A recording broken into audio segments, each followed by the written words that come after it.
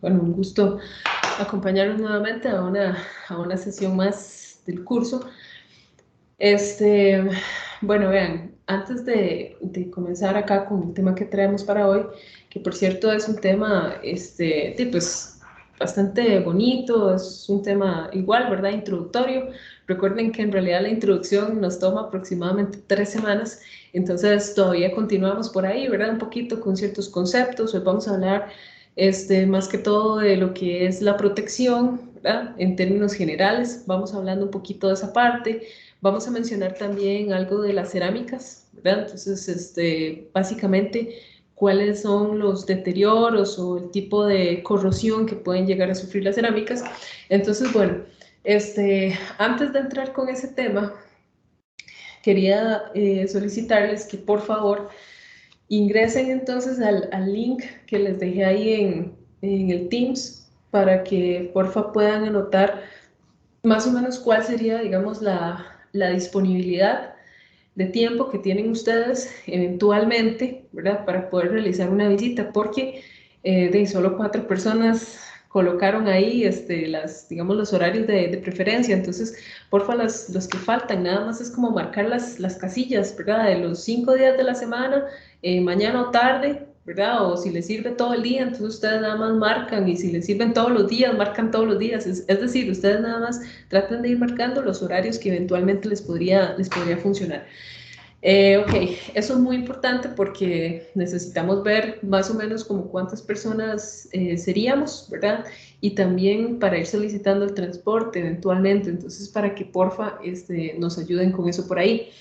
Ok, otra cosa que también les quería comentar es que una vez que terminemos todos estos temas introductorios, ya vamos a empezar a asignar un tema, digamos, en cada sesión, o al menos un tema por semana, para, digamos, los diferentes grupos, ¿verdad? Recuerden que teníamos ahí unas exposiciones grupales, entonces para que también estén atentos y atentas, como ya tenemos los grupos, entonces eventualmente vamos a asignar y pues vamos a ir colocando ahí las instrucciones y también las fechas, ¿verdad? Las fechas exactas.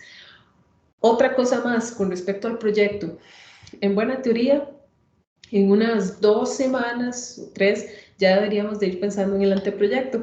Entonces, les voy a dejar igual las instrucciones por escrito para que porfa pues vayan pensando más o menos como, digamos, con respecto a las instrucciones, qué les gustaría hacer, ¿verdad? Entonces lo vamos planeando, y de una vez como para pensar también y perfilarnos para esa entrega que creo que está como para semana 5, no más de semana 6. Entonces, para que porfa también pues estén atentos y atentas por ahí. Ok, por lo demás, creo que, ¿cómo estamos con el cronograma? Yo creo que la próxima asignación, sería un examen, un quiz, ¿verdad? El examen corto, que viene siendo para, vamos a ver, para la otra semana. Entonces, el jueves de la otra semana, ahí vamos a tener un quizillo, para que también estén atentos y atentas. Ok, no sé si, bueno, con respecto a lo que vimos la semana pasada, que básicamente fue ahí como un repaso breve de todo lo que era la corrosión, no sé si tienen alguna consulta o algún comentario al respecto. ¿Estamos bien? Ok, entonces, si no tienen consultas con respecto a ese tema, vamos entonces de una vez a entrar de lleno con la presentación de hoy. Entonces voy compartiéndoles por acá un momentito la pantalla para ver cómo estamos. Ok, por ahí la verdad es que se me había olvidado juntarles la presentación, entonces ahora hace un ratito antes de arrancar la lección, ahí se las adjunté al TEC digital. Probablemente cuando terminemos la lección se las voy a colocar también en el Teams para tratar de tener el material en ambos lugares. Ok, entonces, les voy compartiendo acá. Ok, entonces, bueno, para hoy, como les decía, vamos a continuar un poquitillo con la parte de protección, porque vean que entonces hemos venido ahí como hablando algunos conceptos, hablamos un poco de las generalidades en su momento de todo lo que era la termodinámica, ¿verdad? De las superficies, como para ir comprendiendo un poco mejor. Ya la semana pasada hablamos como de todo lo que es el deterioro, ¿verdad? Eventual de las superficies. Entonces, para el día de hoy, básicamente hablamos un poquitito de la parte de protección, entre otros, claro, ¿verdad? Porque como les digo, vamos a mencionar también unos aspectos importantes, no solo de la parte metálica, sino también de polímeros y de materiales cerámicos. Entonces, así, digamos, en términos generales, bueno, ustedes ya vieron, la semana pasada más o menos estuvimos hablando algo de eso, ¿verdad? Que hay varias formas de mitigar o incluso del todo, digamos, de evitar, por lo menos por un buen tiempo, todo lo que son los fenómenos de corrosión y oxidación. Entonces, ¿se acuerdan que hablábamos que, por ejemplo, de manera así, pensándolo de manera global o industrial, por ejemplo, podríamos mencionar la selección de los materiales, ¿verdad? Pensábamos en los materiales más aptos, sobre todo después de haber visto el tema, por ejemplo, de la combinación de materiales, celdas galvánicas, la electronegatividad, ¿verdad? Que fue un tema que mencionamos la semana pasada. Hablábamos también de recubrimientos y decíamos que justamente era parte de las razones o los motivos por los cuales estamos acá en este curso. Pensábamos también en diseño, por ejemplo, en controlar el medio, ¿verdad? Que también eventualmente pues, es algo que puede influir. Em, pero bueno, por ahí más o menos andábamos con ese tema. Ahora bien, si nosotros de todas esas posibles formas de protección o de combatir la corrosión, pensamos en los recubrimientos, ¿verdad? Entonces, nada más recordar ahí, pues que en realidad cuando decimos protección por recubrimiento, lo que estamos pensando es crear una capa superficial, ¿verdad? Que actúe como una barrera, ¿verdad? Como una capa aislante entre, digamos, el material, independientemente si es metálico, cerámico, polimérico, y el entorno. Claro está, si ya estamos hablando de fenómenos de corrosión, pues evidentemente nos estaríamos refiriendo más que todo a un metal. Como les digo, no significa que solo los metales sufran corrosión, y eso es lo que también queremos rescatar de la clase del día de hoy. Pero bueno, em, en un principio este va a ser como el método más evidente, ¿verdad? Porque pues obviamente lo que va a hacer es impedir que el material desnudo, ¿verdad? Sensible, entre en contacto con el oxígeno y con la humedad eventualmente, que recuerden que esos son justamente parte de las condiciones que necesitamos para que arranquen los procesos de corrosión. Entonces, si nosotros logramos aislar al material de esos componentes, digámoslo así, de la corrosión, pues simplemente la estaríamos inhibiendo. Igual, ¿verdad? Cuando hablamos de recubrimientos, pueden ser, por ejemplo, de naturaleza metálica o no metálica, ¿verdad? Entonces son cosillas que ya tenemos que ir también pensando por ahí. La preparación, bueno, puede ser de, por ejemplo, comenzar, este, qué sé yo, preparando la pieza, ¿verdad? Entonces, podemos pensar, por ejemplo, en que necesitamos, antes de aportar la capa de ese metal deseado o de ese otro material deseado, este, por ejemplo, en algunos casos se necesita que la capa depositada copie exactamente el perfil de la superficie, ¿verdad? Incluso si existe alguna marca, ¿verdad? Algún tipo de rasguño en esa superficie que lo recubra también con un espesor homogéneo. Entonces, por ejemplo, pensar en las dimensiones, ¿verdad? Y el acabado superficial deseado puede ser como uno de nuestros primeros pasos acá. Eventualmente hay que pensar en la parte de desengrasado. Recuerden que todos los procesos o la mayoría de los procesos pues, tienden a ensuciar el material. Entonces puede ser, por ejemplo, que, qué sé yo, el maquinado, el pulido, ¿verdad? Dejen un poco ahí de grasa en las piezas. Ustedes han visto, por ejemplo, cuando hay alguna pieza por fresado o por torno, usualmente salen con grasa y viruta. Entonces, digamos que en esta parte la idea es, por medio de un proceso de desengrase, usar un disolvente que pueda justamente eliminar esas capas de grasa, ¿verdad? Por ejemplo. Hay que pensar, por ejemplo, también en aislar, que eso no aparece acá, aislar partes que usted no quiere que se recubran, ¿verdad? Porque en algunos casos puede ser, qué sé yo, que no toda la pieza deba ser galvanizada, ¿verdad? Entonces, las partes que no, usted les puede poner ahí algún tipo de celuloide o una, no sé, una laca, un barniz, ¿verdad? Que resistan el electrolito que se va a usar en el proceso de recubrimiento, por ejemplo. Este, Hablamos también, por ejemplo, de procesos de decapado, ¿verdad? Entonces, eventualmente, si usted quiere eliminar totalmente de la superficie de su pieza, por ejemplo, cualquier película de óxido, usted puede usar entonces un decapado, ¿verdad? Usualmente ese proceso se realiza en el mismo baño electrolítico donde usted realiza el recubrimiento, ¿verdad? Simplemente invirtiendo las polaridades de, digamos, de la corriente durante unos cuantos segundos, ¿verdad? Entonces, cuando usted termina su proceso, usted lo que hace es invertir las corrientes 30, 50 segundos, ¿verdad? Eh, entonces, ¿qué es lo que estaríamos logrando? Y convertiríamos en ese momento a la pieza en ánodo, ¿verdad? Entonces, ¿qué es lo que pasa? Que va a haber un cierto desgaste, ¿verdad? Superficial.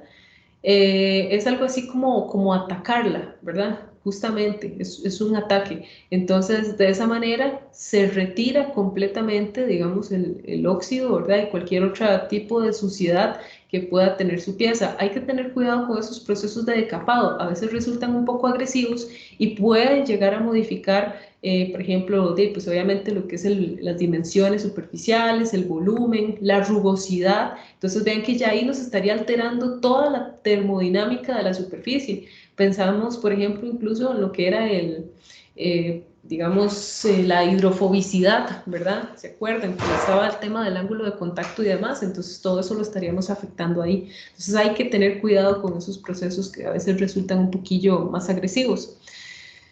¿Que cómo va a ser entonces la aplicación del recubrimiento? Pues digamos, si estamos pensando en un recubrimiento metálico, ¿verdad? Usted puede aplicarlos por un montón de maneras. Usted puede pensar en electrólisis, por ejemplo, en inmersión, metalización, incluso procesos de cementación, ¿verdad? O por chapado. Incluso acá, dentro de cementación, usted puede incluir todos los que son, qué sé yo, recubrimientos por cromo, por aluminio, ¿verdad? La cromización, la iluminación, etc. Entonces, rescatando un poquitito tal vez la parte de electrólisis, ¿verdad? Que es la parte de electrodeposición. Acuérdese que esto en realidad es que usted va a hacer pasar corriente eléctrica entre dos materiales metálicos diferentes que vas a tener inmersos ahí en algún líquido conductor, ¿verdad? Entonces ese líquido conductor va a actuar como un electrolito. Entonces, uno de los metales va a ser el que queremos proteger de la oxidación, entonces ese es el que tenemos que poner a trabajar dentro de nuestro sistema como el cátodo, ¿se acuerdan? Que justamente la parte del cátodo es la que no se oxida, mientras que el ánodo más bien es el que sí eventualmente se va a oxidar, se va a corroer. Entonces, evidentemente, pues el otro material simplemente hace de ánodo, entonces al pasar la corriente eléctrica sobre ese, digamos, metal catódico, lo que usted está haciendo es creando una película protectora. Em, entonces, digamos que es como hay algunos elementos comúnmente utilizados, ¿verdad? Para recubrimientos de esta naturaleza. ¿Como cuáles? Como el níquel, ¿verdad? Entonces ahí es cuando usted escucha hablar de un niquelado cromo y es cuando usted escucha el cromado, ¿verdad? Y así sucesivamente podemos usar también cobre o zinc, que son como los procesos más comunes. No significa que sean los únicos, ¿verdad? Porque incluso por ahí está el proceso de estañado y otro montón de procesos por ahí interesantes.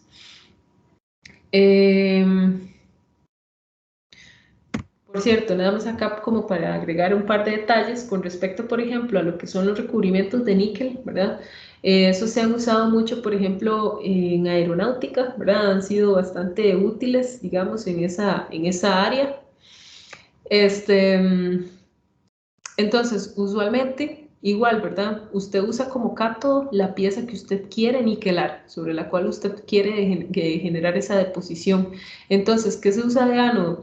Por lo general, lo que se usa, pues van a ser entonces placas de níquel puro, ¿verdad? ¿Qué se usa de electrolito? Sulfatos, por lo general sulfatos de níquel, incluso puede ser cloruro de níquel, ¿verdad? Algún compuesto ahí enriquecido, incluso el mismo ácido bórico, ¿verdad? Se puede llegar a utilizar allí. Con respecto al cromado, ¿verdad? Igual, el proceso es muy similar, básicamente. Digamos, vas a tener como cátodo la pieza que quieres recubrir y en este caso una placa rica en cromo, ¿verdad? Que va a ser entonces la que va a funcionar como ánodo. Y bueno, ahí está entonces igual todo el método ahí electrolítico, ¿verdad? Lo que se usa como baño usualmente es bueno, lo que llamamos ácido crómico, ¿verdad? Se pueden usar también ácidos sulfúricos como el medio. En el caso del cobre, usualmente se usa recubrir con capitas delgadas, igual con fines anticorrosivos. Entonces, se puede utilizar, por ejemplo, sales de cobre, ¿verdad? Que es como lo más usual dentro de los electrolitos. Vea que por lo general los electrolitos resultan ser algún ácido o una base que sea afín, ¿verdad? A cada uno de los elementos. Em, Usualmente contiene sales del mismo elemento, por ejemplo en este caso del cobreado o recubrimiento por zinc, se pueden usar ahí también algún electrolito a base de sales de cobre, ¿verdad? Em, y el zincado lo mismo, ¿verdad? Em, Usualmente vas a generar igual tu inmersión, el baño electrolítico, este, la solución que se usa, sulfato de zinc, ¿verdad? Casi siempre es como la más común. Y de la aplicación, por default, es para proteger, por ejemplo, superficies de hierro, ¿verdad? Entonces, por cierto que esta por lo general deja ahí algún tipo de coloración brillante, como con tonos azulados, ¿verdad? Entonces es un proceso que queda con un acabado bastante bonito. Em, bueno, nada más ahí como para ilustrar un poco los procesos de los que estamos comentando, ¿verdad? Ven que entonces vamos a tener todo nuestro sistema, por ahí van a estar entonces las dos cubas que contienen entonces los diferentes electrodos, ahí vas a tener entonces la inmersión en los electrolitos, por ahí aparecen las líneas de la corriente, las piezas que van a estar ahí colgadas en algún clúster. Y pues eventualmente una capa, ¿verdad? Que se esperaría fuera lo más homogénea posible, pero bueno, ya eso también depende mucho de para qué usted quiere la pieza, ¿verdad? O cuáles son las especificaciones. Entonces, igual para mostrarles ahí, por ejemplo, cómo queda un acabado, ¿verdad?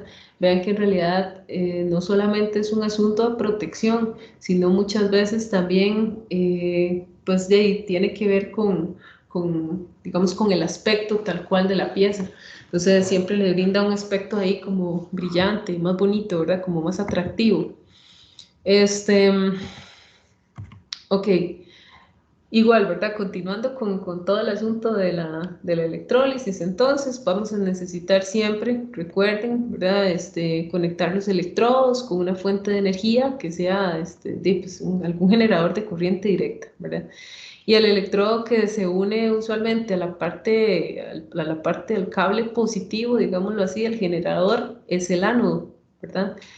Y el electrodo que se une al extremo negativo del generador más bien va a ser el cátodo. Entonces, nada más ahí como para mencionar esa parte, ¿verdad? Entonces ahí estaríamos controlando y cerrando todo nuestro sistema. Entonces, nótese que ese generador de corriente directa, que es la fuente, puede ser incluso una batería simple.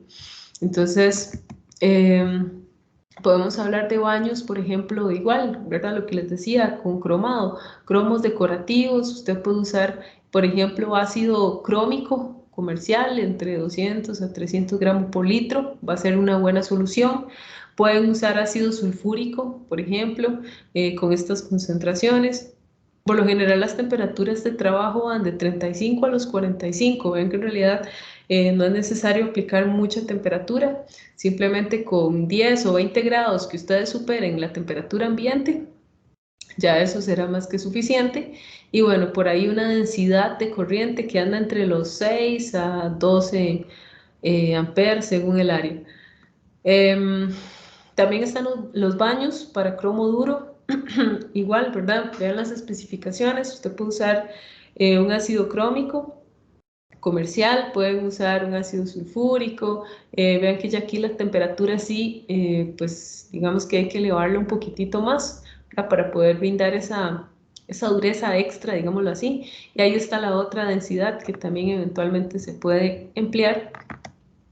Podemos pensar en baños de níquel mate. Este baño por lo general se usa más que todo para dar capas gruesas, ¿verdad? De níquel. Entonces, digamos, usted puede depositar el níquel igual en el hierro, lo puede depositar en cobre, en latón, e incluso en casos especiales se ha llegado a depositar en aluminio, ¿verdad? Entonces, usualmente usted trabaja con baños un poco más concentrados. Por lo general las corrientes que se trabajan son de 8 a 20 amperes por decímetro cuadrado, y así es como entonces se logran conseguir esas capas, ¿verdad? Hay otras condiciones. Vean aquí más o menos las concentraciones del sulfato de níquel, del cloruro de níquel. Vas a usar ácido bórico también, y hay que ajustar el pH, ¿verdad? Entonces, si por ejemplo, si el pH está muy bajillo, ¿verdad? Entonces tiende ahí como a la parte ácida. Usted puede añadir un poquito de ácido sulfúrico. Si más bien está un poquillo más, el pH es un poquillo más alto, entonces usted puede añadirle, qué sé yo, algún carbonato ahí de níquel, ¿verdad? Entonces la idea es ajustarlo entre 4 y 5 aproximadamente. Podemos pensar también en procesos de niquelado brillante. Entonces este se usa más que todo con, bueno, con una composición que ven que es idéntica al níquel mate, ¿verdad? Em, lo que vamos a agregar acá, si se fijan, básicamente son abrillantadores, ¿verdad? Entonces vea que ahí hay que agregarle sacarina y algún material ahí, una solución de naturaleza humectante, ¿verdad? Este ácido bórico, ¿verdad? Es algo que también se le agrega, que por cierto está igual en níquel mate, los cloruros, los sulfatos. Ven que incluso las condiciones, perdón, las concentraciones son las mismas. Ok. Em, pero bueno, eso sería, digamos, por parte de todo lo que tiene que ver con electrodeposición, ¿verdad? Em, Hablemos un poquitito ahora de lo que es, bueno, más o menos así es entonces como quedan las plaquitas, ¿verdad? Las chapitas, después de cada uno de los procesos. Vean que en este caso, por ejemplo, sí, la superficie pues era un poco rugosa, ¿verdad? Ahí de viaje se ve que no es como una superficie muy lisa, ¿verdad? Pero bueno, eh, ya eso es pues propio, como les digo, de cada acabado según las especificaciones, ¿verdad? O lo solicitado, o lo que usted esté trabajando, en fin.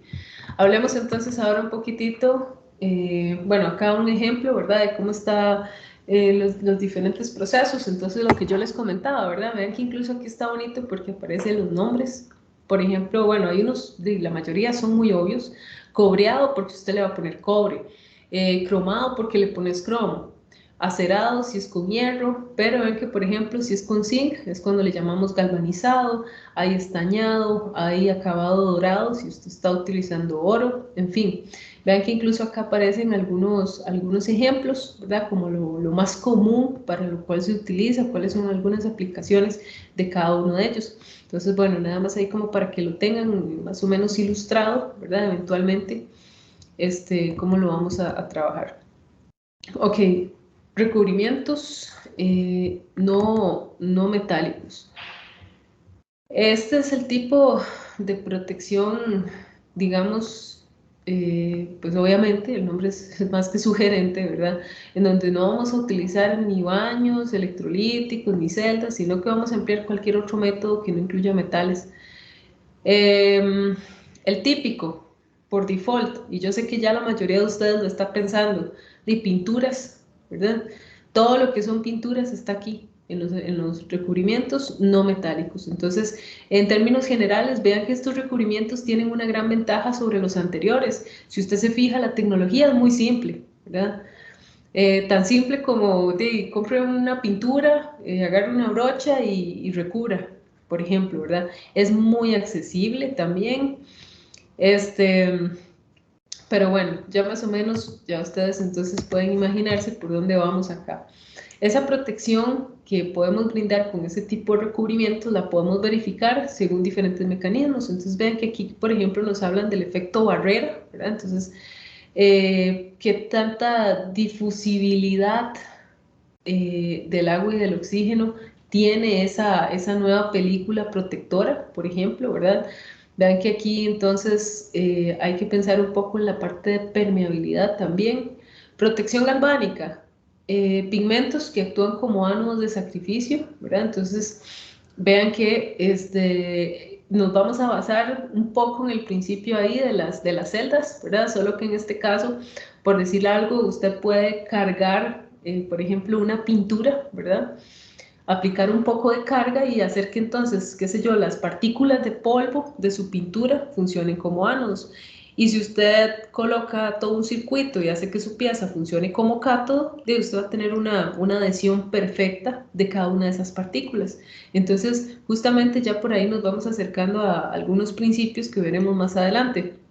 Protección química, entonces vean que allá más bien pensamos que los pigmentos se vinculen de manera, por medio de alguna reacción, ¿verdad? Y mixta, de que puede ser en combinación de cualquiera de las anteriores que estamos comentando. Entonces, ¿en qué podemos pensar? Bueno, además de pinturas y barnices, que es como el método más económico, ¿verdad? El primero que uno se le ocurre, este, podemos pensar en plásticos. Sabemos que son muy, muy resistentes a la oxidación. Por lo general son fáciles de manejar, ¿verdad? Porque sabemos que justamente los plásticos, o en este caso los polímeros, tienen, se pueden trabajar fácilmente cuando aumentamos temperaturas, por ejemplo.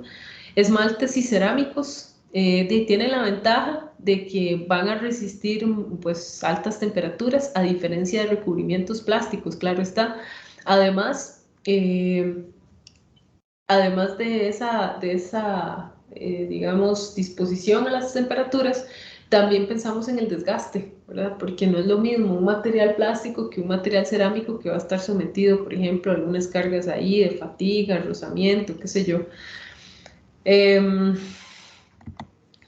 Vean que hablamos también del cromatizado, ¿verdad? Podemos pensar entonces en que usted aplique alguna solución de ácido, ¿verdad? Sobre el material. Entonces usted puede ir formando como partículas o películas de óxidos que impida la corrosión. Podemos pensar también en la protección por capa química, que se me la salté ahí. Esta más que todo lo que hace es como provocar ahí una reacción, ¿verdad? Con algún agente químico que forme algún compuesto justamente en la capa superficial de su material. Entonces ya eso es una película protectora. Podemos pensar también en la fosfatación. Entonces ahí lo que hace usted es aplicar un ácido fosfórico o fosfatos. Usted va colocando ahí fosfatos sobre el material. Entonces esa capa de fosfatos pues obviamente va a generar la protección. Anodización, creo que esta ya la habíamos mencionado justamente la semana pasada, ¿verdad? Ya nos habíamos adelantado un poquillo con algunas cosillas. Entonces habíamos hablado digamos, de la formación de un óxido que sea como le llamamos un óxido duro, ¿verdad? No corroíble, sobre el aluminio, por ejemplo, ¿verdad? O sobre el mismo titanio. Entonces, ocurre de forma natural, sí, ¿verdad? Digamos, se va dando la reacción con el oxígeno a la atmósfera, tenés una capa de óxido de aluminio, pero pues obviamente por métodos electrolíticos podemos apurar ese proceso, ¿verdad? Y usualmente entonces vas a tener una capa anódica que se va depositando sobre la superficie. Perdón, que no se deposita más bien, ¿verdad? Sino que más bien ella va, como quien dice, se va como formando, ¿verdad? Hacia el interior de la pieza. Entonces, digamos que ahí tenemos la ventaja de no alterar las dimensiones, ¿verdad? Ni el volumen de la pieza con respecto al, digamos, al proceso de fabricación, tal cual fue fabricada, pues así les va a quedar. Digamos que ahí más que todo podríamos jugar un poco, por ejemplo, con el color, ¿verdad? O qué sé yo, algún tipo de terminación ahí. Este, Usualmente igual, ¿verdad? En un proceso de anodizado, entonces vas a conectar como ánodo el material que quieres tratar y como cátodo algún material inerte, usualmente como medio, digamos, como electrolito, se usa alguna solución ahí de ácido sulfúrico, ¿verdad? De hecho, cuando uno llega a, digamos, a las industrias donde están haciendo este proceso de anodizado, hay un olor muy fuerte. Entonces, uno de viaje lo percibe, es como un olor penetrante. Ese olor es justamente el ácido sulfúrico, ¿verdad? Em, y como les decía la semana pasada, incluso ahí usted puede entonces darle un poco de color, ¿verdad? Ahí, o diferentes, por ejemplo, acabados de brillo, ¿verdad? O cosillas como esas. Entonces hablamos de buenos acabados, buenas terminaciones, mayor dureza superficial, resistencia al desgaste, aumento de propiedades mecánicas, etc. Ok, Profe, sí, una consulta. ajá, decime. En el proceso de uno emplea el cátodo y el ánodo, cuando uno hace un tipo de ese recubrimiento, ¿qué es lo que Correcto. hace? ¿Qué es lo que se hace, digamos, que se adhiera a la placa que yo quiero recubrir? O sea, son dos metales distintos. ¿Qué es lo que hace que se recubran? Porque no hay como un proceso de fusión en sí, o sea, como que esté a una temperatura para que se fusionen y haya difusión o cómo es, porque es que se quedan adheridas. Ok, se quedan adheridas básicamente por el proceso electroquímico tal cual, porque ve que entonces, como decir, uno va a estar cargado con cationes y el otro con aniones, ¿verdad? Entonces, básicamente de eso se trata, generar el circuito. Y ese es el, digamos, el principio, que es de hecho el mismo principio, por eso les decía, por ejemplo, de la pintura en polvo. Entonces, ¿qué es lo que se hace? La pieza se carga positiva y la pintura se carga negativa. Entonces acuérdense que cargas opuestas se atraen. Entonces es algo así como si tuviera un imán, ¿verdad? La pintura siempre va a buscar adherirse a la superficie. Es como si ese metal tuviera un imán y las particulitas de pintura fueran ahí pequeños magnetos. Ellos se adhieren de inmediato a esa pieza y ahí quedan, ¿verdad? Entonces, usualmente, obviamente, ese proceso no va a ser para siempre, ¿verdad? Eso es como in situ. Ahí mismo, en donde están las pistolas que están tirando la pintura y demás, ellas tienen una carga. Entonces, como es un proceso temporal, ¿cómo hacemos que sea para siempre? Por ejemplo, en el caso de las pinturas, lo que se hace es que de inmediato, una vez que se deposita el material sobre la superficie, de inmediato recibe un proceso de curado. ¿En qué consiste? De llevar las piezas así como están, con esa carga superficial de pintura en polvo, de una vez a los hornos, ¿verdad? Que de hecho, si por ejemplo nosotros fuéramos, por ejemplo, a Silvania, que es la fábrica de las luminarias, o si fuéramos a Servicios Generales del Oeste, por decirles algo, ahí podríamos ver todos esos procesos. Hay unos hornos gigantes, entonces incluso las piezas van como colgando en los clúster y eso no para. O sea, es como un proceso así de un ciclo. Entonces entran a un túnel de pintura y ahí están los muchachos con unos trajes que parecen como astronautas, ¿verdad? Para protegerlos. Entonces ellos están rociando, rociando y ya la pieza va cruzando el túnel y ya termina de pasar y en buena teoría ya está recubierta y la pieza sigue. Entonces entra a los hornos, que son, no sé, varios metros, entonces ahí van despacio, las piezas siguen avanzando durante un cierto tiempo determinado y ya hasta que terminan de pasar los hornos, entonces se abren los hornos y ya las piezas salen, pero imaginen que eso es así, o sea, es como un riel ahí, ¿verdad? Entonces las piezas van como un circuito y eso no para. Entonces, básicamente, digamos, esa es la idea que una carga sea positiva, la otra negativa y se generen fuerzas de atracción, ¿verdad? Ese es como el principio. Pero, digamos, me genera la duda en el sentido de que, digamos, cuando se hace el resto, hay una reducción del metal que está disuelto en la sal y por eso ya se convierte en metal. Eh, Después de eso, ¿cómo hace que entonces sí se adhiera al metal? Ok, vos decís como, por ejemplo, en un recubrimiento de esta naturaleza metálica, por ejemplo. Sí, digamos, sí, sí, sí, de esa forma, digamos. Ajá, digamos en ese caso lo que va a ocurrir entonces, ya ahí digamos sí media una reacción, ¿verdad? Una reacción química. Entonces digamos que es como obligar al material, pero además va a haber una cierta reacción. Entonces, por lo general, así es como sucede. Además, esos enlaces superficiales, por ejemplo, se pueden ver reforzados a partir de un ligero aumento de temperatura, ¿verdad? Y por eso es que además de mantener los materiales de recubrimiento en un estado líquido, también parte digamos, de la razón o el motivo de aumentar un poco la temperatura es como generar, digamos, esas fuerzas, ¿verdad? A nivel superficial y entonces que de esa manera, digamos, el recubrimiento permanezca. Eso, como te digo, aunado a la reacción, ¿verdad? Porque, digamos, todo eso se realiza, digamos, a condiciones atmosféricas, entonces hay atmósfera abierta, hay oxígeno, entonces digamos que ahí lo que se hace es una reacción, porque básicamente lo que hace uno más bien es recubrir digamos, con los óxidos, ¿verdad? Porque en realidad lo que vas a tener, por ejemplo, si vas a hacer un niquelado, no tenés níquel puro, ¿verdad? Tenés óxidos de níquel en la capa exterior superficial que está recubriendo. No sé si me explico. No sé si más o menos te queda un poco más claro. Sí, sí, y también se puede dar el caso, digamos, que lo que yo quiero recubrir, digamos, con otro metal, que fuera que la rugosidad, yo así, microscópica que uno ve, hace que cuando se empieza a recubrir con el otro metal, ahí haya como una fricción que entonces también ayuda a que no se despegue el recubrimiento.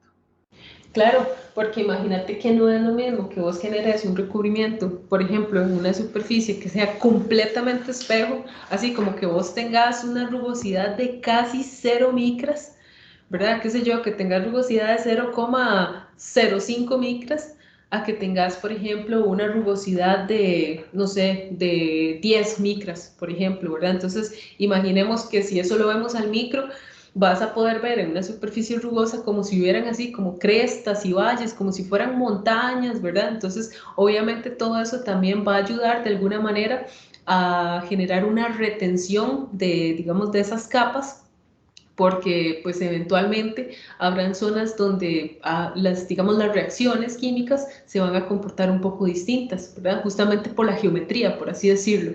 Entonces, claro, imagínate que incluso, como vos bien lo estás mencionando, el mismo acabado también juega un poco ahí. En realidad, estos recubrimientos hay que controlar todo, ¿verdad? Ahí se controla absolutamente todo.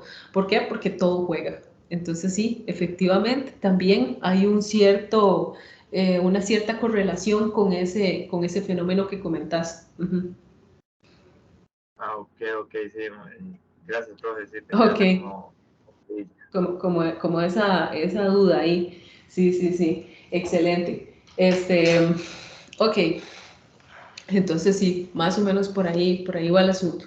Igual, ¿verdad? Como les digo, en realidad a veces uno acá todas estas cosillas las ve como muy teóricas. Por eso yo les digo que a mí sí me interesa bastante, por eso los insto otra vez y los invito a que ingresen ahí al enlace y tratemos de ponernos de acuerdo con el día y la hora y todo eso de la eventual visita, porque vean, definitivamente estas cosillas uno las ve aquí y pues están como, ¿verdad? Como que tal vez uno no les presta atención a muchos detalles.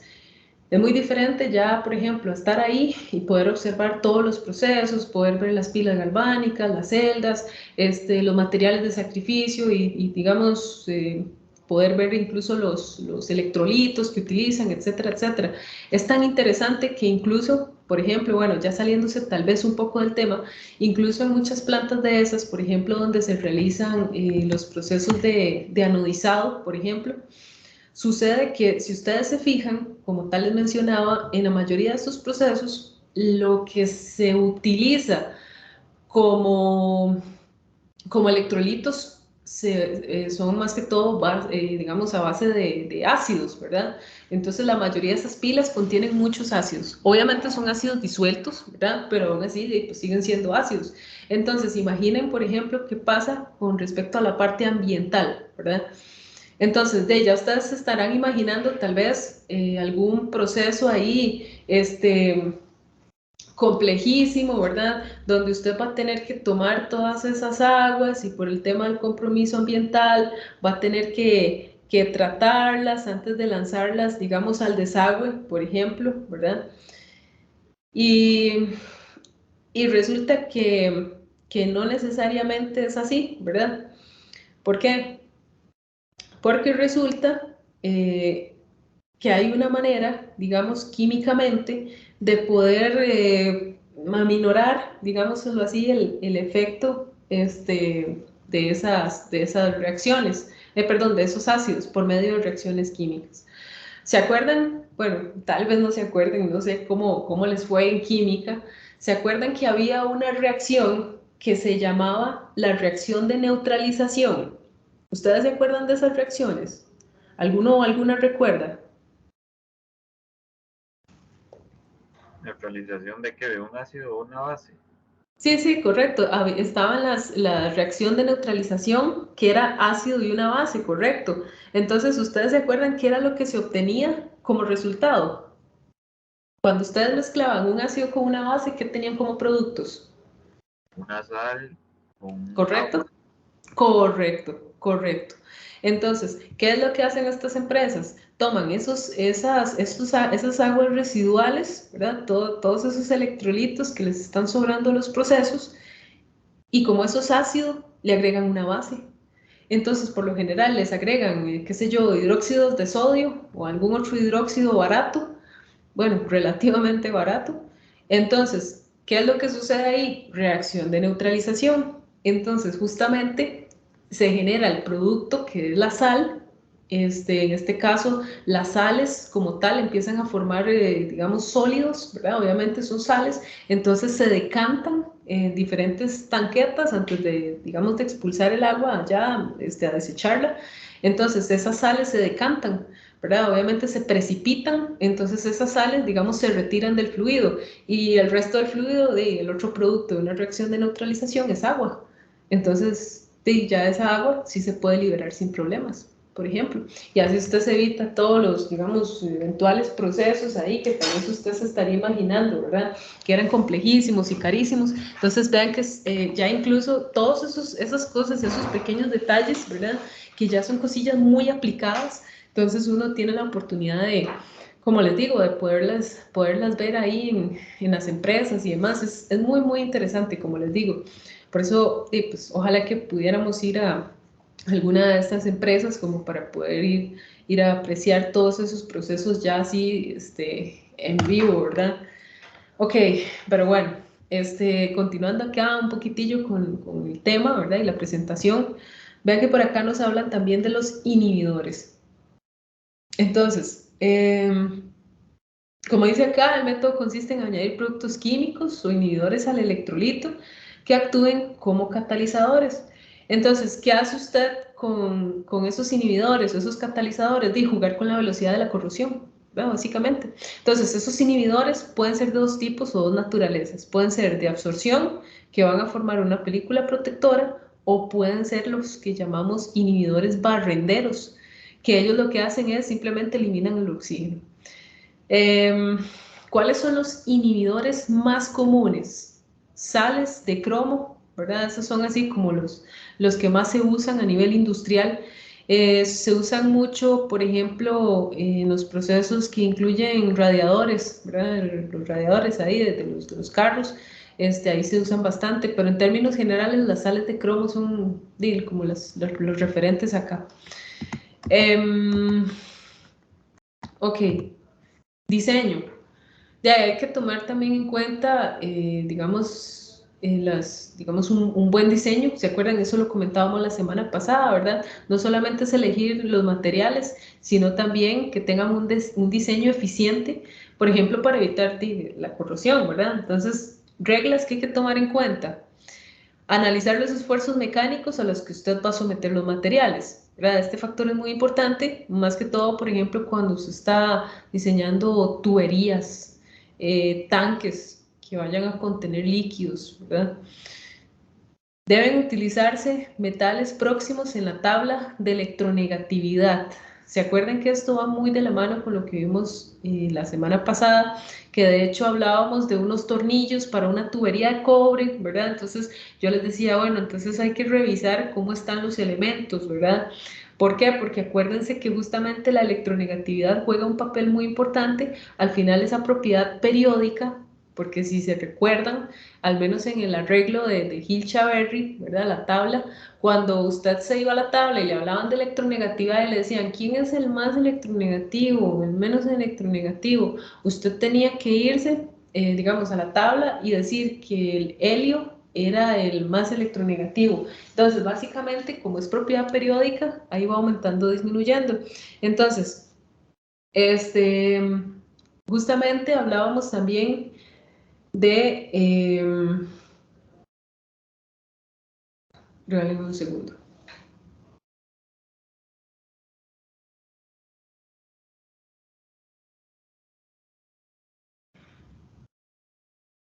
Ok, ahora sí. Justamente entonces hablábamos, ¿se acuerdan de la electronegatividad como la capacidad que tenían digamos, los elementos de atraer hacia sí los electrones? ¿Se acuerdan? Eso era la electronegatividad. Entonces, básicamente así es como funcionaba. Y entonces, en ese caso, cuando usted se mueve de izquierda a derecha o de abajo hacia arriba en la tabla, ahí usted va en aumento con respecto a esa propiedad, ¿verdad?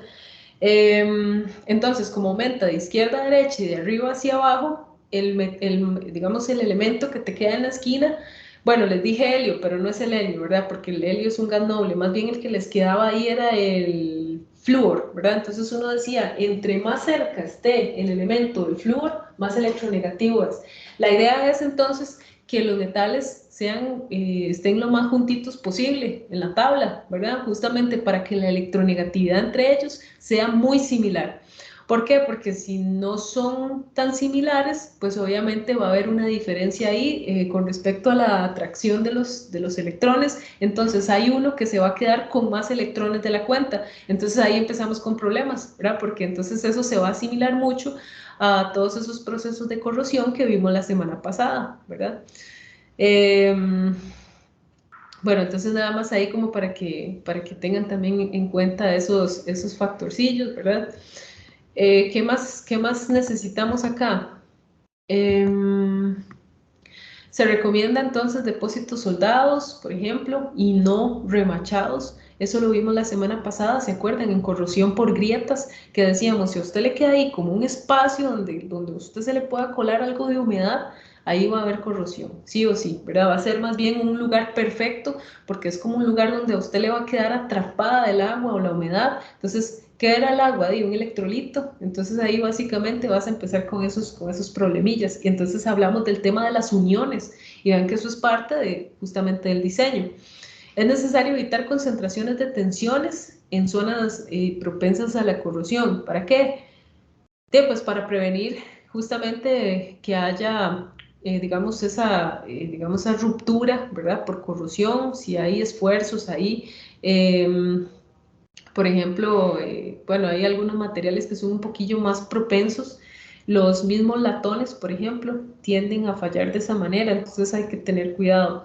Se debe evitar también recodos agudos, por ejemplo, en redes de tuberías. ¿Se acuerdan cuando hablamos de la corrosión por cavitación, ¿verdad? Entonces decíamos que ahí había que trabajar un poco el tema del diseño, más que todo previendo cómo van a ser los flujos, ¿verdad? Porque recuerdan que justamente si había ahí como algún recodo donde se concentrara un poco ahí, si fuese una pared que va a recibir un flujo mayor o un flujo turbulento, entonces es probable que ahí empiece a cavitar, ¿verdad? El líquido, entonces pues ya vas a empezar a tener problemas también, debilitamiento y demás. Em, Diseños eficientes, digamos, por ejemplo, de piezas que se espera que se degraden en tiempos breves. ¿A qué se refiere uno con diseño eficiente? Si usted sabe que hay una pieza que se va a estar degradando o que es la que va a estar llevando, no sé, la mayor carga o es alguna, no sé, alguna placa ahí que sufra la mayoría de los esfuerzos y demás. Entonces, ¿qué hace usted? Diseña eficientemente. ¿A qué se refiere? Ok, una pieza que usted pueda reemplazar fácilmente. Si usted sabe que va a fallar y que eso es lo que se va a dañar, diseñela de forma tal que usted la pueda reemplazar.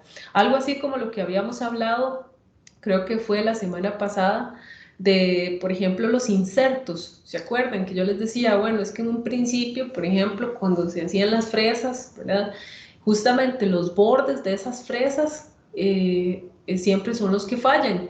Entonces, antes usted se le quebraba uno de 4 bordes, qué sé yo, ¿verdad? De 4 bordes filosos y ya usted tenía que agarrar toda esa fresa y reemplazar toda la pieza. Entonces, ¿qué fue lo que se ideó? Un diseño eficiente. ¿Qué es lo que va a fallar? La punta. Ok, hagamos entonces puntas removibles o puntas intercambiables, de manera tal que una de 4 se quebró, detenga por 5 minutos, ahí mismo donde está todo el montaje de la fresa, usted no tiene que desmontar nada, usted llega con un desato, zafa la punta, el inserto y coloca otro, o el mismo inserto le da vuelta a otra cara que tenga filo y sigue jugando, ¿verdad? Entonces eso es un diseño eficiente. Estos son algunos ejemplos o reglas, ¿verdad? Cuando estamos entonces jugando un poco con esta parte. Incluso vean que aquí ya habría que, por ejemplo, pensar hasta en temperaturas, ¿verdad? Este, Recuerden que los cambios de temperatura siempre favorecen la corrosión, entonces sobre todo si los cambios son muy abruptos. Entonces vean que son cosillas que ya uno más o menos tiene que ir poniéndole un poco más de atención. Ok, modifiquemos el entorno. Bueno, ya sabemos, y también lo hablamos la semana pasada cuando estudiamos corrosión, que las condiciones ambientales pueden ser determinantes, digamos, en la gravedad de la corrosión, ¿verdad? ¿Qué tan severa va a ser o qué tan grave va a ser el tema de la corrosión? Pues eso depende del entorno, de condiciones ambientales. Entonces, algunos métodos importantes, por ejemplo, control de temperaturas, que es lo que les digo, si hay un delta T que es bastante grande, es probable que ahí usted tiene pues un material susceptible a la corrosión. Disminuir velocidad de los líquidos, por ejemplo, ¿para qué? Para evitar los flujos turbulentos y evitar entonces así un poco el tema de la cavitación. Eliminar el oxígeno de los líquidos, por ejemplo, ¿verdad? Entonces, justamente hablando de la parte digamos, toda la actividad química. Reducir la concentración de los iones, ¿verdad? De nuevo, pensando en toda la parte de las celdas, los circuitos y demás.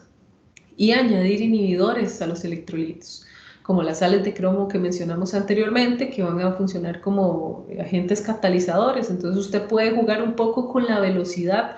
Usted sabe que va a ocurrir corrosión, pero entonces usted juega un poco con esa velocidad de la corrosión, añadiendo esos agentes inhibidores.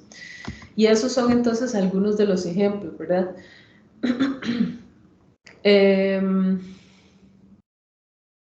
Ok, digamos que de momento nos quedamos entonces con esa idea, ¿verdad? De todas las cosillas que eventualmente podríamos hacer.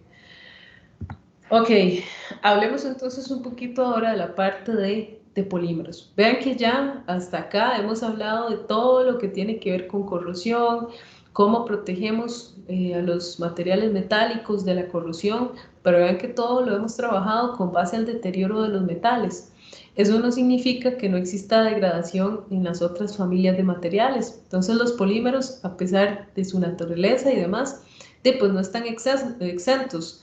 Entonces, bueno, nada más recuerden que, digamos, cuando nosotros decimos degradación, estamos pensando en una destrucción, digamos, de la estructura, ¿verdad? Entonces, una degradación de un polímero, ¿qué es lo que puede suceder? su disolución, por ejemplo, ¿verdad? Que el polímero se disuelva en alguna condición especial, qué sé yo, si reaccionó con un ácido o una base fuerte. Podemos pensar en que ese polímero puede hincharse, ¿verdad? Eventualmente. Hay pérdida de propiedades mecánicas también, por ejemplo, ya el polímero no tenga la misma dureza o cambie su ductilidad, por ejemplo, o su resistencia al impacto.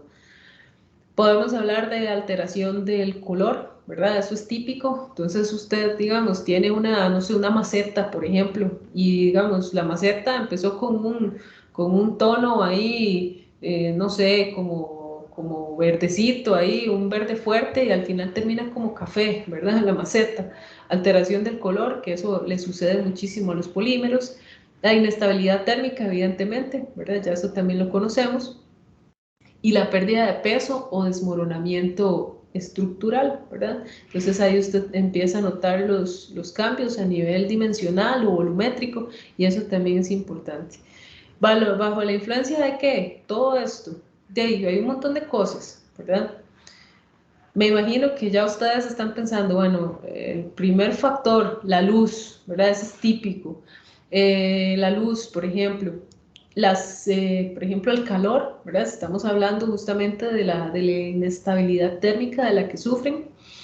Vean que incluso también pensando en el tema de disolución, entonces ya usted también se había imaginado cuáles son las sustancias químicas que le pueden afectar. Los ácidos, por ejemplo, los ácidos fuertes, las bases fuertes, incluso algunas sales, ¿verdad? Hay algunos polímeros que son como susceptibles al deterioro a partir de alguna sal. Entonces vean que ya son cosillas pues, que también se contemplan. ¿Y a qué conduce? Pues básicamente grietas, ¿verdad? Por ejemplo, la misma biodegradación, ¿verdad? Cambios en los procesos, lo que se llama el famoso envejecimiento, ¿verdad? Entonces, vean que en realidad los polímeros, si estamos pensando en eso, los polímeros pueden tener cambios físicos o bien cambios químicos.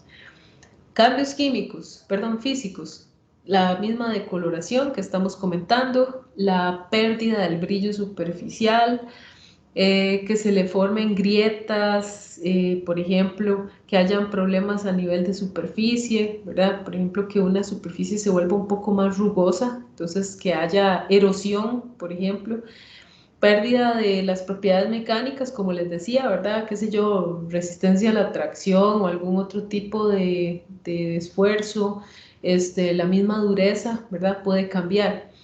Ahora, si estamos hablando de cambios químicos, vean que ya ahí nos metemos de lleno con lo que son las rupturas, por ejemplo, de los enlaces, de las cadenas, ¿verdad? Entonces, si por ejemplo usted está eliminando las cadenas de los extremos, bueno, me imagino que ustedes ya se acordarán un poco también de más o menos de todos esos temillas cuando ya pasaron por el curso de polímeros.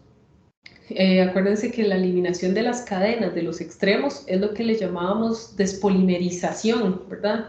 Ese era justamente todo ese proceso, qué sé yo, que haya alguna reacción ahí secundaria de entrecruzamiento, cosas de ese tipo, ¿verdad? Entonces ya serían cambios químicos.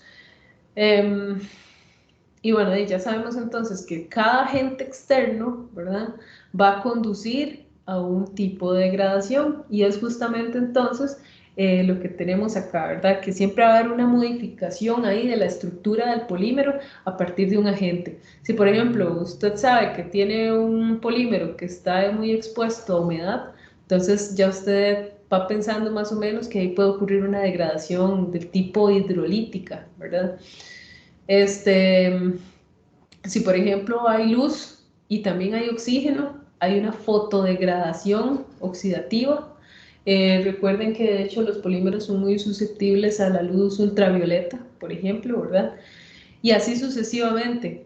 Eh, que incluso mucho de, digamos, de todo este estudio de agentes y el tipo de degradación ha servido y se ha puesto como bajo la lupa en los últimos años, pensando más bien en que muchas veces se quiere dar una vida útil un poco más corta, ¿verdad? A ciertos productos, principalmente de naturaleza desechable, como cuáles, llámese, por ejemplo, las botellas plásticas, ¿verdad?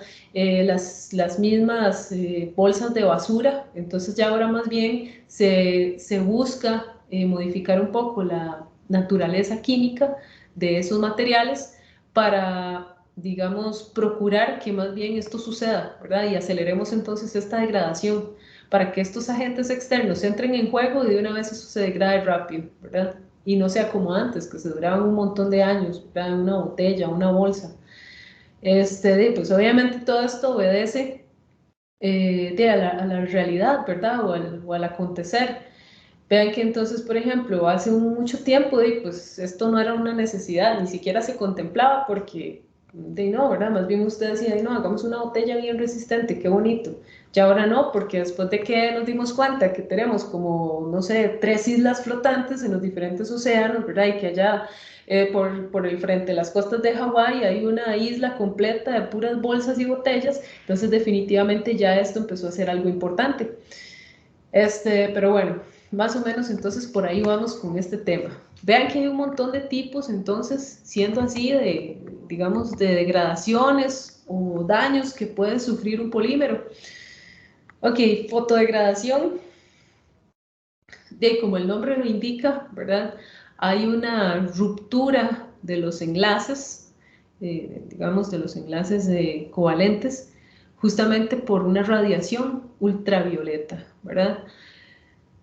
Em, ¿Qué puede ocasionar? Usualmente los polímeros cambian de color, ¿verdad? Se van poniendo así como amarillentos, como cafezuscos.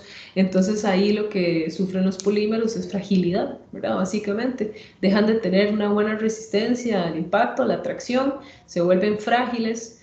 Entonces, digamos, pues ya dejan de ser un poco funcionales. Degradación térmica, igual, ¿verdad? La ruptura de los enlaces covalentes, en este caso provocada por aumento de temperatura. Degradación, bueno, hablamos de aumento, ¿verdad? Sin entrar en detalle con todo lo que tiene que ver con el tema de la criogenia, porque eventualmente no solamente altas temperaturas, sino muchos de estos polímeros son susceptibles incluso a bajas temperaturas también. Obviamente depende de la naturaleza del polímero. Degradación oxidativa, entonces, bueno, sabemos que el oxígeno, usualmente lo que hacía en los polímeros, no sé si recuerdan, era que lo que les generaba eran radicales libres, ¿verdad? Entonces, oxígeno origina radicales libres en el polímero, y entonces de ahí se puede dar cualquier tipo de reacción secundaria, que por cierto, esas reacciones secundarias son del tipo degradativas. Entonces, qué sé yo, peróxidos, por ejemplo, que se forman por ahí, ¿verdad? Entonces hacen que se descomponga un poco más rápido ahí el polímero. Eh, Incluso el mismo ozono, ¿verdad? También actúa de manera degradativa sobre el polímero. Entonces, bueno, por ahí tenemos esa, digamos, esa parte. Degradación hidrolítica. Bueno, muchas veces cuando el polímero entra en contacto con un medio acuoso, ¿verdad? Puede ser que sea un poco permeable, ¿verdad? Entonces el agua logre ingresar directamente a la matriz polimérica, tal cual, entonces empieza a hincharse el polímero, ¿verdad? Eso es lo que provocaba el hinchamiento, ¿se acuerdan? Entonces igual hay ruptura de enlaces, las moléculas empiezan a hidratar, ¿verdad? Y pues al final hay un poco de enlaces ahí inestables, ¿verdad? Por culpa de la hidrólisis. Entonces ese era otro tema. Disolución, como les decía, ¿verdad? Eso más que todo ocurre cuando el polímero resulta soluble en el disolvente, valga la redundancia.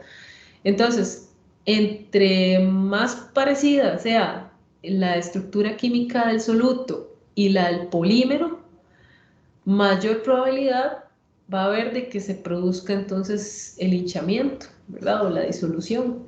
Entonces hay que tener cuidado con eso. Biodegradación, como digamos la palabra o el nombre lo indica, vean que ahí tenemos el término bio, entonces ya usted tiene que imaginarse organismos vivos, ¿verdad? Entonces, ¿qué significa? Que el polímero se degrada por acción de organismos vivos, llámese bacterias hongos, no sé, enzimas, levaduras, todo lo que usted quiere imaginarse ahí, que empiecen a consumirse de esa sustancia polimérica. Entonces, que más bien vean al polímero como una fuente de alimento, ¿verdad? Hasta que su forma original empieza a desaparecer. Y obviamente pues conduce también a pérdidas de propiedades de tipo mecánico, por ejemplo. Y de nuevo, ¿verdad? Esa biodegradación se ha utilizado también bastante en los últimos años en diferentes materiales, justamente para lo mismo, ¿verdad? Para que cuando los materiales poliméricos se desechen al ambiente, de que más bien, digamos, las bacterias los empiecen a consumir, ¿verdad? Que a las bacterias les guste eso, los empiecen a consumir y pues más bien ayuden a degradarlo más rápidamente, que de hecho lo que han usado son como sacarosas y azúcares, ¿verdad? Más que todo en la composición ahí, en la matriz polimérica, para que, digamos, a estos diferentes organismos les guste, digamos, les parezca como un alimento, les parezca atractivo ahí el polímero. Fotodegradación, sabemos que igual, ¿verdad? Hay una buena parte de la, digamos, de toda la radiación solar que sí va a ser absorbida por la atmósfera, ¿verdad? Entonces, ¿cuál es esa radiación? Usualmente anda entre los 280 y los 400, más o menos, nanómetros, ¿verdad? Recuerden que eso trabaja por longitudes de onda. Y entonces, justamente esa es la que alcanza la superficie, que es la UV, que por cierto ese rango ha tendido a la ampliación, ¿verdad? Justamente por la destrucción de la capa de ozono. Ya no hay quien filtre esa radiación, entonces justamente el rango se amplía. Pero bueno, usualmente digamos, esa radiación tiene una cierta energía, ¿verdad? Que llega como hasta los, no sé, como hasta las 100 kilocalorías, una cosa así. Entonces ya esa energía es suficiente para producir de nuevo ruptura en los enlaces covalentes. Y igual, ¿verdad? Entonces cambia el color, lo que les decía, hay fragilidad, etcétera. Obviamente hay algunos polímeros que son más susceptibles, el PVC es uno, ¿verdad? El PVC es bueno para degradarse con la ultravioleta. Los poliésteres, por ejemplo, el poliestireno, son algunas familias que se degradan ahí fácilmente, ¿verdad? Ya como a los 300 y resto ya usted los perdió. Entonces hay muchos de esos polímeros que lo que se ha hecho es, si por ejemplo más bien se quieren conservar, es agregarle algún aditivo que compense un poco digamos, esa resistencia, ¿verdad? O esa mala resistencia que tienen. La degradación térmica, igual, ¿verdad? Ya eso hablamos un poquito. Y básicamente usted provoca un aumento de temperatura y se rompen los enlaces, ¿verdad? Este, y pues obviamente a mayor temperatura, mayor va a ser la degradación, ese es el principio. Entonces, usualmente cuando usted quiere que un polímero sea como un poco más estable, térmicamente hablando, ¿verdad? Usted podía aumentar la rigidez de ese polímero o variar un poco ahí el tema de la cristalinidad, ¿verdad? Nada más ahí como para recordarles, como les digo, sé que pues buena parte de esto ya ustedes lo manejan bastante bien.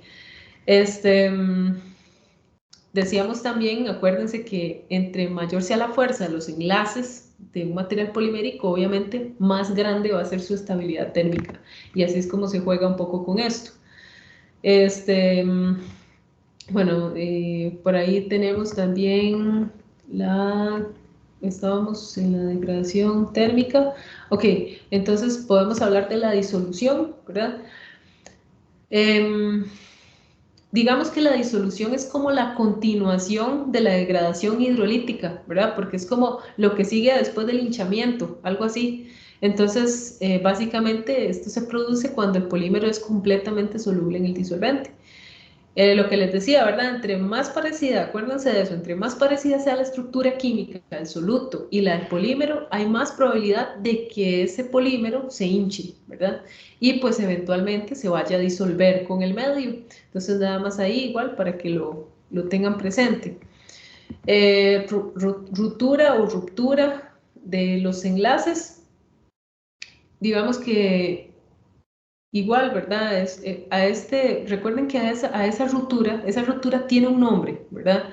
Si ustedes recuerdan del curso de polímeros, igual a eso se le llamaba escisión, ¿se acuerdan? Más o menos. así con S y con C, ¿verdad? Escisión y con una S al final. Entonces, básicamente eso produce, digamos, la disminución del peso molecular del polímero y pues obviamente va en detrimento de las propiedades físicas y químicas del mismo. Entonces, más que todo, puede haber ruptura de este tipo como consecuencia de algunas radiaciones, ¿verdad? Qué sé yo, a partir de, o incluso a partir de reacciones químicas y cosillas de ese estilo, ¿verdad? Em, que justamente entonces ahí nos lleva a la parte de radiación, vea que más o menos va de la mano, ¿verdad? Entonces hay algunos tipos de radiación que tienen la energía suficiente como para poder movilizar a los electrones ahí de los átomos, entonces se generaba una ionización, ¿verdad? Y lo que sigue después de eso es que los enlaces se rompieron, ¿verdad? No hay quite. Entonces hay algunos ejemplos de estos tipos de radiación, como por ejemplo los haces de electrones mismos, los rayos X, los rayos gamma, la ultravioleta, ¿verdad? Obviamente el efecto de las radiaciones no es igual, ¿verdad? Depende también de la naturaleza del polímero, pero ellos se van a comportar distinto, un poquitito diferente. Y bueno, básicamente lo que se hace para contrarrestar ese efecto igual es agregar algún agente estabilizador, ¿verdad? Para pues mitigar o prevenir. Y bueno, finalmente hablamos de reacciones químicas. Entonces, ya sabemos que hay algunos elementos o compuestos, como por ejemplo el oxígeno, el ozono, que ya hemos venido comentando, que pueden reaccionar ahí fácilmente con los polímeros y provocan la escisión, ¿verdad? O la ruptura. ¿Dónde es muy importante considerar las reacciones químicas? De ahí el caucho, por ejemplo, ¿verdad? El caucho vulcanizado, después de un cierto tiempo de que ese caucho vulcanizado se exponga a un agente agresivo, ¿verdad? Entonces ya el material empieza a tener o sufrir algunas escisiones, ¿verdad? O alguna ruptura por ahí y empieza a agrietarse. Entonces, justamente a eso es a lo que nos referimos.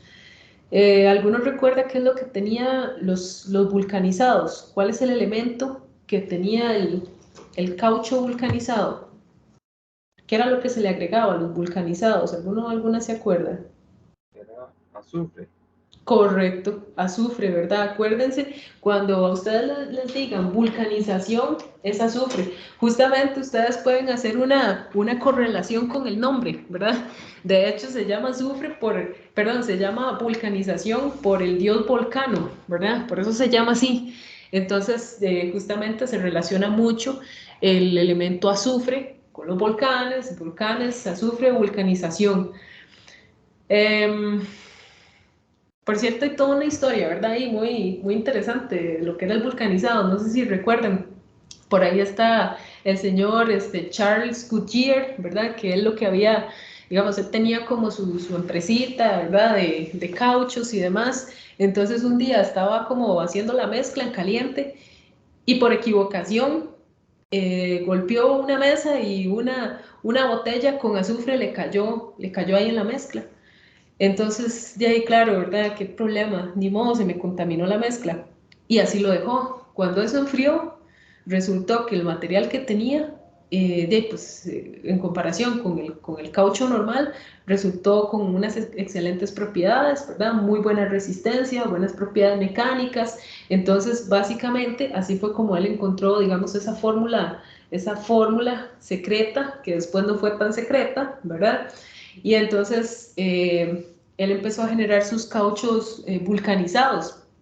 Y así fue, digamos, como él lo descubrió. Aunque dicen que en realidad eso ya mucho antes, de hecho los indígenas y digamos como los mayas y todo eso, supuestamente ya habían encontrado el material, ¿verdad? Ya habían encontrado el secreto, pero bueno, se le atribuye a Charles Goodyear. Sin embargo, pues ahí alguien le decía como, vea, patente, ¿verdad? Patente porque alguien le puede robar la idea. Y así fue. En realidad, él nunca patentó. Después apareció el famoso Thomas Hancock, que Thomas Hancock era inglés. Y pues, así en resumen, y para no cansarlos más con la historia, porque ya nos estamos desviando un poco del tema, Charles Goodyear murió pobre, ¿verdad? Básicamente, después de haber tenido toda la fórmula y el éxito en sus manos y demás, y todo el secreto, y al final, pues, nunca patentó y ahí quedó. De hecho, Charles Goodyear quedó en quiebra. Y digamos que alguien llegó y le medio compró lo que quedaba de la empresa, y digamos, creo que fueron dos hermanos, y fue así como en honor al señor este, y así como más por lástima que otra cosa, le dejaron digamos, el nombre a la marca, entonces quedó igual la empresa como Goodyear, digamos. Pero bueno, por ahí anda la historia. El tema es ese, entonces, reacciones químicas, todo lo que es el caucho vulcanizado sufre mucho, más que todo esta parte, ¿verdad? Los cauchos sufren mucho este tipo de reacciones que les generan agrietamiento y demás. Ok, este, pero bueno, esos son entonces algunos ejemplos, nada más acá como para mencionar, y pues a modo ilustrativo, ¿verdad? ¿Cuál viene siendo entonces la resistencia a la degradación de algunos materiales poliméricos en varios ambientes, ¿verdad? Vean que, por ejemplo, están los ácidos, las bases, los disolventes orgánicos, qué tanto absorbe el agua, digamos, porcentualmente durante 24 horas, y digamos cómo resulta también si hay resistencia o no al oxígeno y al ozono, o digamos si le va a afectar o no. Siendo entonces de toda la tabla una N si no afecta, N si no resiste, mejor dicho, ¿verdad? Porque es resistencia. R significa resistente. SA es como un ataque ligero, ¿verdad? A es atacado, véalo acá, y AO es atacado por ácidos, G es buena, digamos una buena resistencia, G de good, ¿verdad? Entonces todos esos prefijos o esas letras derivan de los nombres en inglés. Entonces, por ejemplo, si usted piensa en un polipropileno, vea que el polipropileno resulta generalmente resistente a los ácidos débiles, pero si ya, digamos, le pones un ácido fuerte, entonces sí se va a ver atacado, ¿verdad? Lo mismo sucede con las álcalis, vean que en este caso el polipropileno resiste las bases tanto débiles como fuertes, resiste disolventes orgánicos.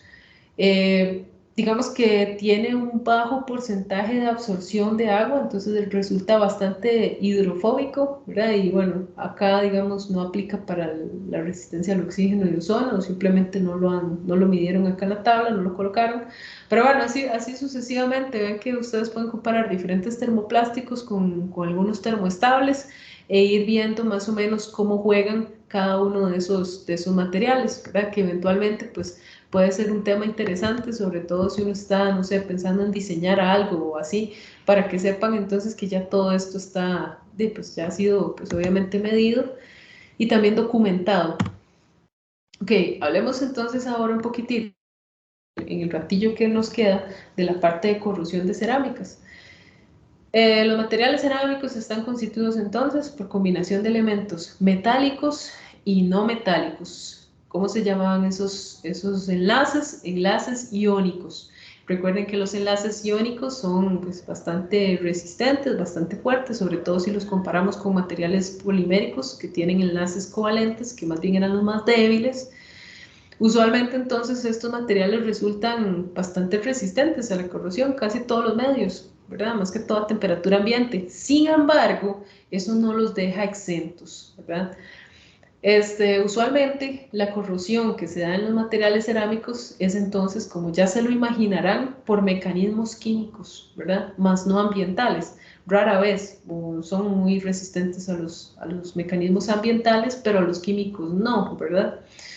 Este, entonces, digamos que por ahí suelen haber algunos casos donde ya entonces la resistencia a la corrosión puede ser un poco menor, ¿verdad? Y hay que ir considerando diferentes factores. Este, recuerden que de todos ellos, ¿verdad? Entre los materiales cerámicos más resistentes, podríamos pensar un poquitito en los refractarios, ¿verdad? Que además de ser aislantes térmicos, son bastante estables, altas de temperaturas, resisten ataques, digamos, de agentes un poco más agresivos, ¿verdad? Como por ejemplo las sales. ¿verdad? Por decirles algo. Entonces ya los refractarios sí, pues están un poquitillo ahí mejor constituidos en ese sentido, ¿verdad? Y pueden resultar también pues, más resistentes. Entonces, pensemos, ¿a qué nos conduce, digamos, todo este tipo de corrosiones y demás? En fallas mecánicas, ¿verdad? Entonces, bueno, ya sabemos que por sí los materiales cerámicos son frágiles, ¿verdad? Y pues obviamente si aparece alguna fractura o alguna zona ahí donde haya una concentración de esfuerzos, es probable entonces que a partir de ahí se va a generar algún tipo de falla, alguna fractura, por ejemplo. Entonces, pues obvio los defectos varían en tamaño, en forma, en orientación, ¿verdad? Pero son cosillas que hay que pensar.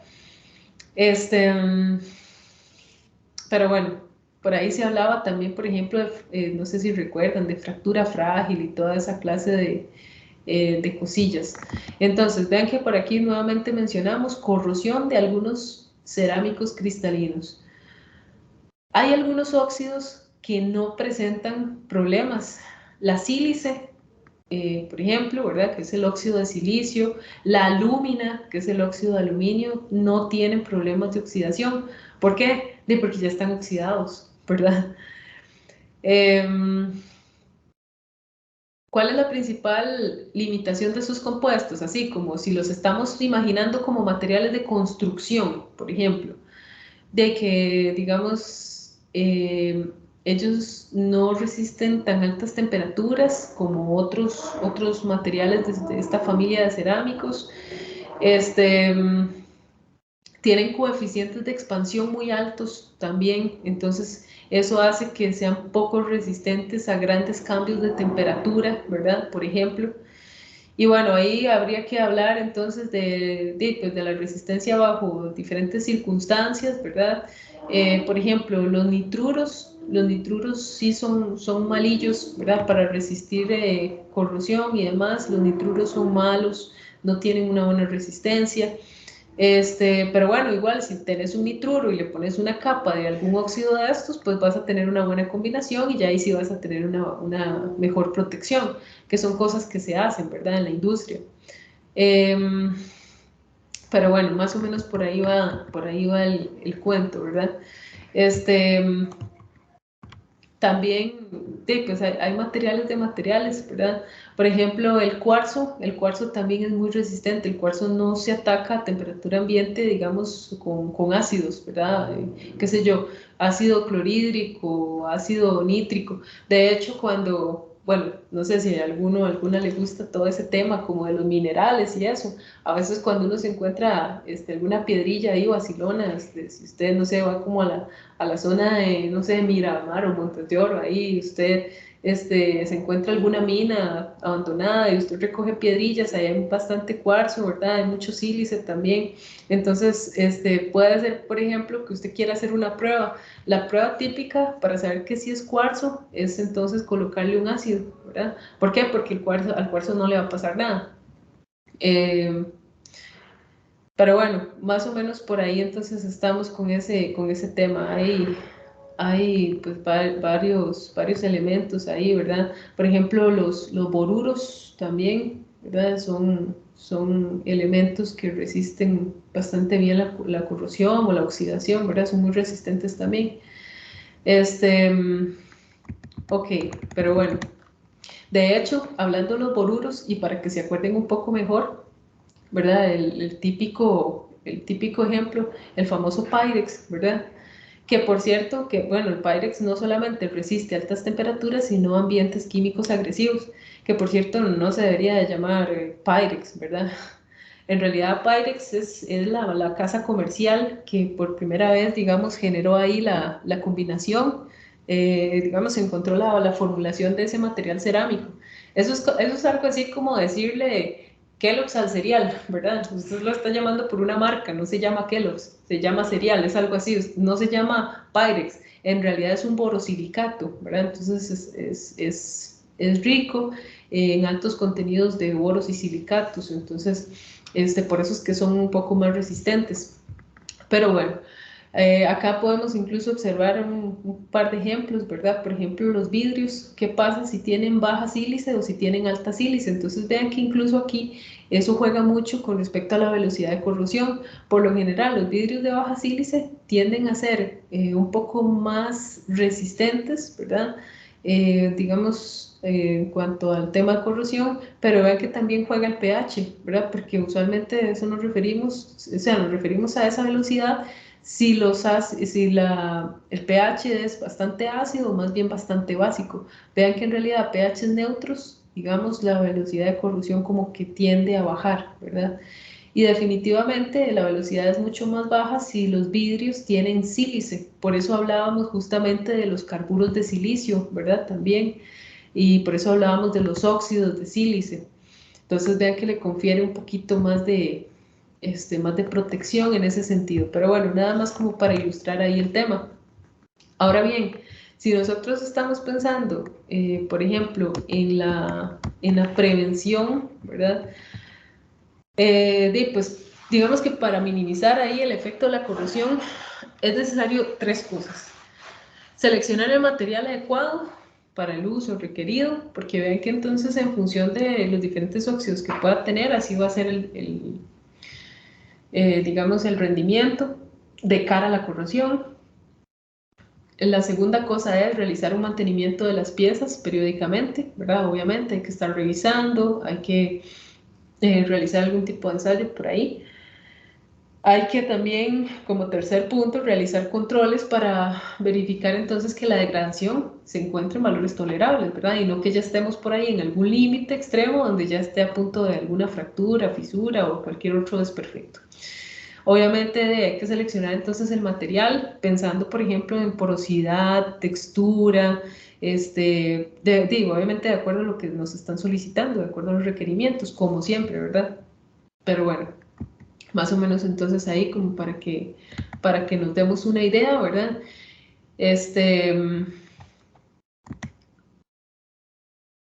Hay que también comentar que por lo general por decirles algo, los materiales cerámicos que son estructurales, por lo general requieren una porosidad un poco más baja que los materiales refractarios, por ejemplo, ¿verdad? Entonces ven que son detalles que ya tienen que ver directamente con el tema de la corrosión.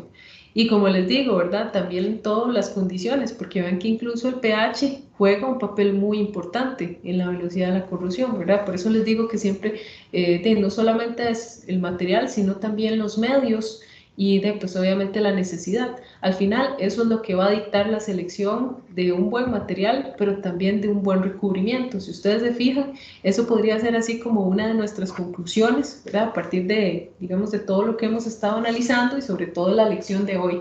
Definitivamente no se trata solamente de que usted seleccione un material, sino que usted seleccione un buen diseño y también, pues lógicamente, seleccione un buen método de protección en el tema de, por ejemplo, qué recubrimiento le vamos a poner, ¿verdad? Incluso con respecto a la pregunta de Felipe, ¿verdad? Con respecto a la adhesión de los materiales y demás, vean que, por ejemplo, si usted está pensando en colocar un recubrimiento metálico, usted también tiene que analizar la naturaleza digamos, del material, porque hay ciertos materiales que de pronto no son tan compatibles, pensando justamente en ese tema de cómo se van a adherir por medio de una reacción química, en la reacción que va a mediar el oxígeno. Entonces, pues obviamente eso también juega un papel importante en la adherencia, la misma rugosidad, como mencionaba el compañero. En fin, vean que hay muchas, muchas, muchas cosas que tenemos que contemplar acá y con base en todo ese montón de condiciones, porque vean que son juegos de condiciones, justamente así va a ser entonces nuestra selección. No sé si tienen alguna consulta, no sé, algún comentario, alguna cosilla por ahí que quieran, no sé, preguntar, incluso que no tenga que ver con la materia, algún tema administrativo o algo. ¿Estamos bien? Ok, Profe, una perfecto. pregunta. Sí, decime. ¿No tienes libros que nos pueda compartir? Vos me escribiste, ¿verdad? Sí, sí. Sí, qué pena, a mí se me olvidó responderte. Ok, con respecto a los textos, que por cierto el compañero Carlos ahí nos consultaba, vean, con respecto a sus textos en la biblioteca, creo que hay dos dos libros que son, digamos, como de los textos oficiales, ¿verdad? Creo que son los de Andrés Bello o algo así, que esos dos textos, por cierto, están en español, son difíciles de conseguir, entonces solamente hay dos, pero eventualmente, por ejemplo, ustedes los podrían, digamos, consultar ahí. Em, yo tengo por ahí un material, digamos, como en PDF, entonces con mucho gusto y aprovechando ahí que Carlos nos recordaba el tema, les voy a colocar entonces esos PDFs por ahí en, digamos, en el TEC digital, se los voy a colocar por ahí en alguna carpetilla como de, qué sé yo, de material de referencia, entonces para que lo tengan ahí a modo de consulta y puedan utilizarlo, pues eventualmente para los trabajillos y todo eso que vamos a empezar a asignar. Como les digo, ya se supone que para la otra semana ya ustedes van a tener asignado el tema y la fecha que eventualmente les va a corresponder las diferentes exposiciones, para que entonces, sí, pues sí, vayan buscando más o menos ahí en el material a ver cómo estamos. Igual, vean que en realidad no hay como un texto, ¿cómo decirles?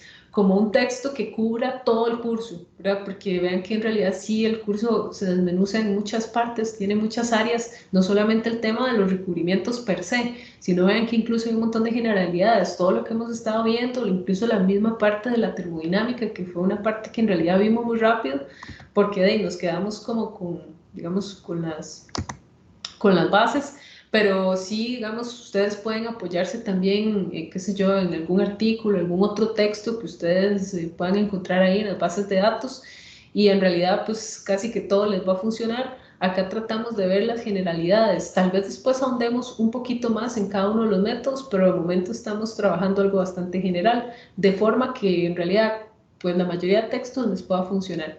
Pero sí, por ahí con mucho gusto se los voy a compartir. Más bien te agradezco ahí por el recordatorio. Ok, no sé si tienen alguna otra consulta. Ok, perfecto. Bueno, listo, chicos. Entonces, pues estaríamos por hoy, ¿verdad? Y cualquier consulta o alguna otra cosilla, con mucho gusto ahí me escriben y ahí vamos a tratar de estar atentos. Estamos por hoy, chicos. Pasen buena noche y nos vemos entonces el jueves. Gracias, profe. Con mucho gusto. Profe, gracias. Bueno, chicos, que estén bien.